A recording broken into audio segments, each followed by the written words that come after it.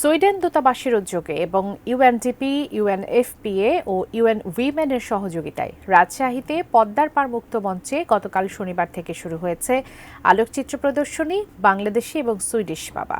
7 দিনব্যাপী এই প্রদর্শনীতে বাংলাদেশি বাবার 23টি আকর্ষণীয় ছবিতে পিতৃত্বের যথাযথ ভূমিকা এবং পরিবার ও সমাজের উপর এর গুরুত্ব তুলে ধরা হয়েছে।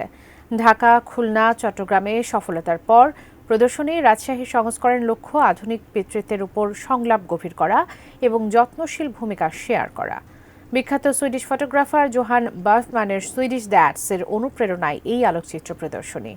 উদ্বোধনী অনুষ্ঠানে ইউএনডিপির স্টোরি টেলার সাদিয়া রহমানের সঞ্চালনায় বক্তব্য রাখেন ইউএনডিপি বাংলাদেশের resident representative Stefan Liller, Sweden দূতাবাস ঢাকার head of mission and head of development corporation Maria Stroudsman, Rajshahi city কর্পোরেশনের head of community development Azizur Rahman.